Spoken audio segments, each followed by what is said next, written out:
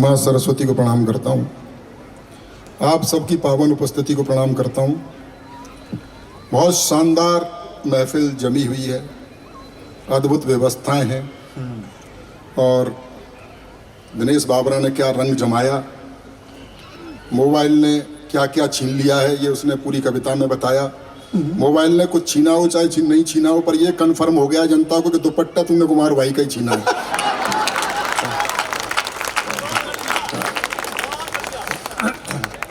बहुत शानदार मेरा परिचय दिया गया डॉक्टर कुमार विश्वास जी द्वारा कि मोटा हो गया है, आगरा में रहता है। बहुत प्रेम करते हैं मुझे, मेरे बड़े भाई की तरह हैं और इनका प्रेम मेरे साथ वही है जो आजकल इनका केजरीवाल के साथ चल रहा है। हम और डॉक्टर कुमार विश्वास इकट्ठे जवान हुए, इसमें हंसने की क्या बात है। मैं सच बता रहा हूँ, हम और डॉक्टर कुमार विश्वास इकट्ठे जवान हुए। वो बात अलग है कि ये जवान होगा और मैं इकट्ठा। अच्छा था। प्रणाम करता हूँ आप लोगों को। कुछ लोग आगे बैठे हैं और जूते चप्पल उतार के बैठे हैं, आपको विशेष प्रणाम करता हूँ। इनको संभाले रखना।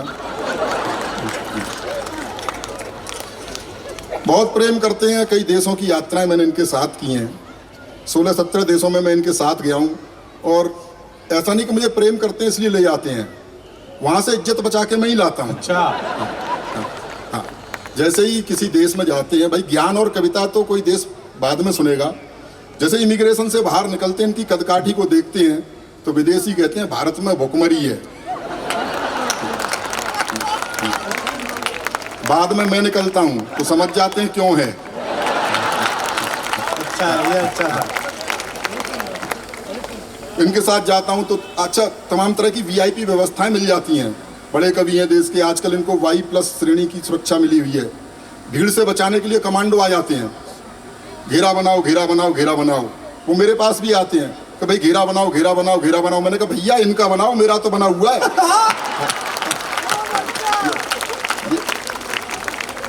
अच्छा है। हाँ, इन्होंने प्रेम के गीत लिखे,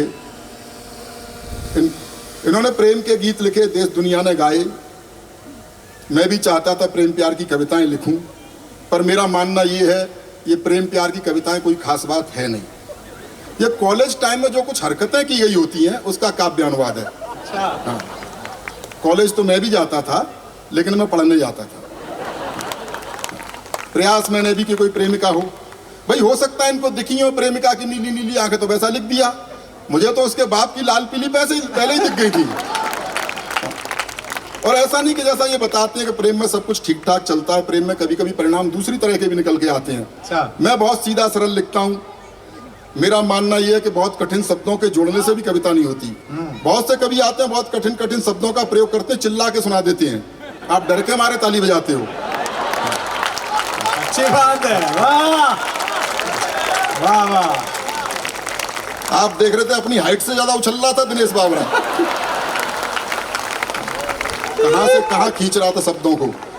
तो ऐसा मेरे पास स्वर भी नहीं है, तो पता नहीं होती आदमी। तो कई कवि आते हैं बहुत कठिन शब्दों का प्रयोग करते हैं। पिछले दिनों एक कवि को सुनता था, बात कुछ नहीं थी, तालियां बज रही थी। कहता था अंधकार के घोर तिमिर में, अंधकार के घोर तिमिर में। हाँ बात एक ही लेकिन भाई लगा हुआ है, चमत्कार पैदा कर रहा है। अंधकार के घोर तिमिर में घना अंधेरा छाया है, सूरज निकला भोर हो गई चलो सभी। ऐसी कविताएं भी आने लगी। हाँ, हाँ, मैं बहुत सीधा सरल लिखता हूँ और आपकी बड़ी कृपा है कि आज आपने कोई भी वीर रस का कवि नहीं बुलाया है। हाँ, आप जो नए लोग नहीं जानते हो, हम में से ही एक प्रजाति होती है, वो अतिरिक्त भावुक होती है और भावुकता में कुछ की कुछ कहती है। तो तर्क कुछ होता नहीं है। एक वीर रस का कवि कह रहा था कि पाकिस्तान तेरी छाती पर इंच इंच पर तिरंगा गाड़ देंगे। मैंने कहा भाई इसमें थोड़ा गैप कर ले। इंच इंच पर गाड़ने के लिए निकलेगा कहां से। तो आज आपने शानदार पिछवाड़ा अफगानिस्तान की तरफ करके जाएगा। हाथ से व्यंग के लोग बुलाए हैं। मैं जिस तरह का लिखता हूँ, मैं बहुत सीधा सरल लिखता हूँ। मैंने भी प्रेम प्यार की कोशिश की, मेरे साथ जो परिणाम निकले एक बार आनंद लीजिएगा। हाँ। अखियां लड़ गई, वाह वाह नहीं परिणाम सुनो। अखियां लड़ गई, एक पल्ले पड़ गई, बात बढ़ गई, दिमाग को चढ़ गई, मेरी जिंदगी में एक कहानी और गढ़ गई। इजहार किया तो 3-4 जड़ गई, महीनों की आशिकी मिनटों में जड़ गई।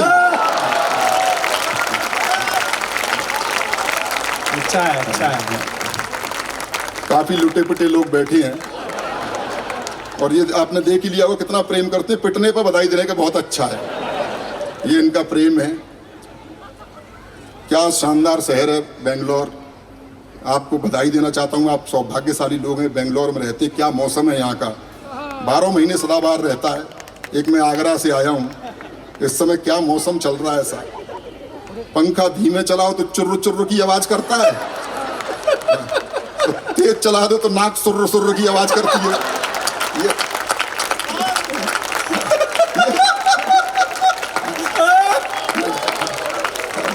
जिंदाबाद। अद्भुत चल रहा है। इन्होंने मुक्तक लिखे प्रेम के, जो देश दुनिया ने गाए। मैंने कुछ तुक्तक लिखे हैं। तुक्तक? हाँ। और जो मैंने भोगा वो लिखा है, सुन लीजिए। इन्होंने लिखा, मोहब्बत सिर्फ एहसासों की पावन सी कहानी है। कभी कबीरा दीवाना था, कभी मीरा दीवानी है। मैं कहता हूं करके देखो है क्या मोहब्बत, आनंद लीजिएगा। कि मोहब्बत सिर्फ खर्चों की बड़ी लंबी कहानी है। देखो सबका बजट बिगड़ा हुआ है, समझ गया। बाबूजी की तो चीख निकल गई, काफी दिनों तक फंसे रहे। कि मोहब्बत सिर्फ खर्चों की बड़ी लंबी कहानी है। कभी पिक्चर दिखानी है, कभी साड़ी दिलानी है। मास्टर रोज कहता है कहाँ है फीस के पैसे। मास्टर रोज कहता है कहाँ है फीस के पैसे। उसे समझाऊं मैं कैसे, मुझे छोरी पटानी है। बहुत बढ़िया, समझ रहा हूं, बहुत अच्छा लग रहा है। कुछ लोग जोड़े से आए हैं और हंस भी रहे हैं, सच में बहुत अच्छा लग रहा है। एक तक और सुन लीजिए। अब जिन लोगों की हो गई है उनका तो मैं क्या कर सकता हूं, पर जो बचे हुए हैं युवा पीढ़ी के लोग, उनको एक ज्ञान देना चाहता हूं। अच्छा, जैसे विवाहित भारतीय विवाहित महिला की पहचान होती है कि उसके गले में मंगलसूत्र यहाँ तक लटका होता है, ऐसे विवाहित पुरुष की भी पहचान होती है, उसकी गर्दन यहाँ तक लटकी होती है। आनंद लीजिएगा। ये बीवी तो मुसीबत की ही लेकर आएगी आंधी। क्या बात है, वाह। भगत ये भी रहे हैं। ये बीवी तो मुसीबत की ही लेकर आएगी आंधी। गुलामी में ही जियोगे न कुछ कर पाएंगे गांधी। अरे कुछ सीख लो अपने बड़े सलमान भाई से। सलमान खान। अरे कुछ सीख लो अपने बड़े सलमान भाई से। दूध बाजार का पीते रहे पर भैंस ना बांधी। बहुत अच्छा, बहुत ही बढ़िया। वो एक कह रहा है दोबारा, कितना भी दोबारा कर लो इसमें डेयरी का पता फिर भी नहीं आएगा। डेयरी का तो ब्याह हो गया। अद्भुत। एक बार तालियां वालियां बजा दीजिए।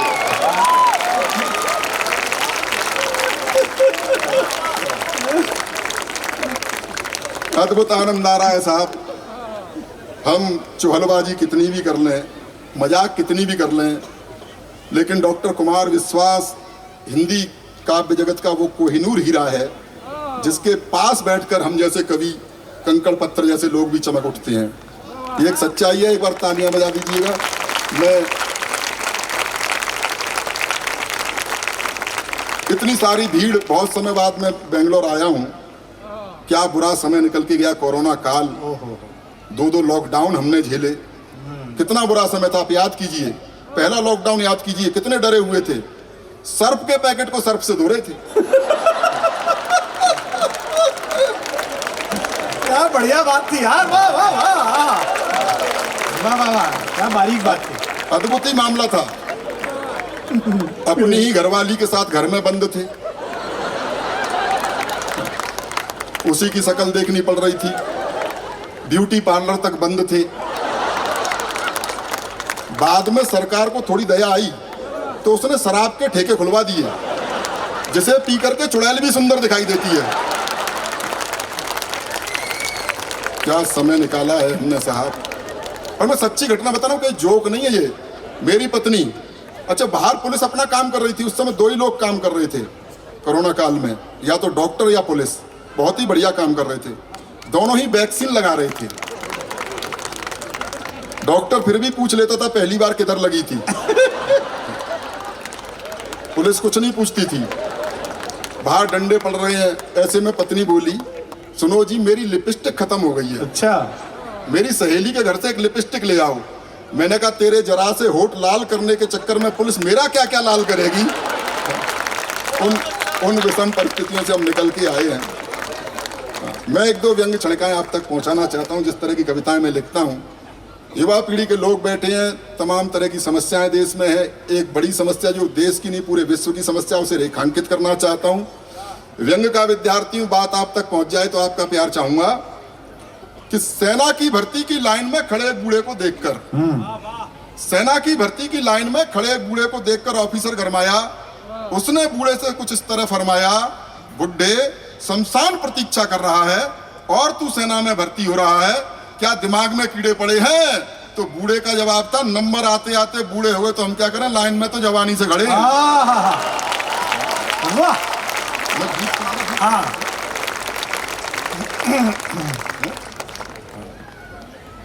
बहुत बहुत धन्यवाद। मैं जानता हूं आप डॉक्टर कुमार विश्वास जी को सुनने के लिए बैठे हुए हैं।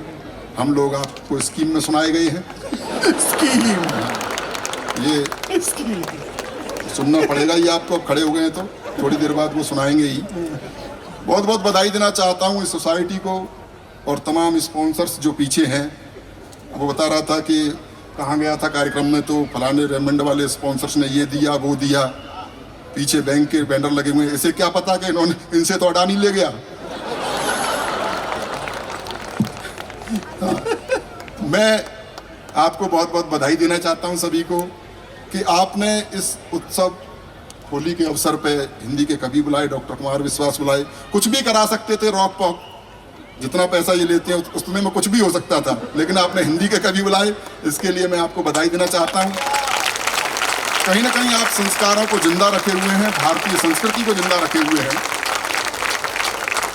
भारतीय संस्कृति पर पाश्चात्य संस्कृति जो प्रहार कर रही है, उसको रेखांकित करते हुए मैंने एक गीत लिखा है, वो आप तक पहुंचाना चाहता हूं। इसकी भूमिका में बताना चाहता हूं, एक संस्कारवान किसान का बेटा पढ़ने के लिए विदेश चला गया और वहां उसका प्रेम, नहीं ढंग के भी आएंगे, कहां चल दिया अभी सुना। बहुत अच्छे, वाह। मुझे लग रहा है YouTube पे सुन लिया इन्होंने मेरा गाना। इन्होंने कहा गीत कह रहा है, गाएगा। अच्छा, मैं कैसा गाता हूं मैं आपको भी बता देता हूं। मैं सच बता रहा हूं, लॉकडाउन में मैंने जागरूकता के लिए गीत लिखा था कि घर से मत निकलो भैया, घर से मत निकलो। और इस गीत की प्रैक्टिस अपने घर में ही करी गा गा के। मैं कैसा गाता हूं इससे अंदाजा लगाना आप। मैंने कई बार गाया घर में कि घर से मत निकलो भैया, घर से मत निकलो, तो मेरे घर वाले ही बाहर निकल गए। मैं सच बता रहा हूं, मैं जब बचपन में गाता था तो मेरा छोटा भाई छत पे खड़ा हो जाता था। मैंने कहा भाई तू छत पे क्यों खड़ा हुआ है? बोला मोहल्ले वालों को बताना चाहता हूं कि मैं नहीं गा रहा हूं।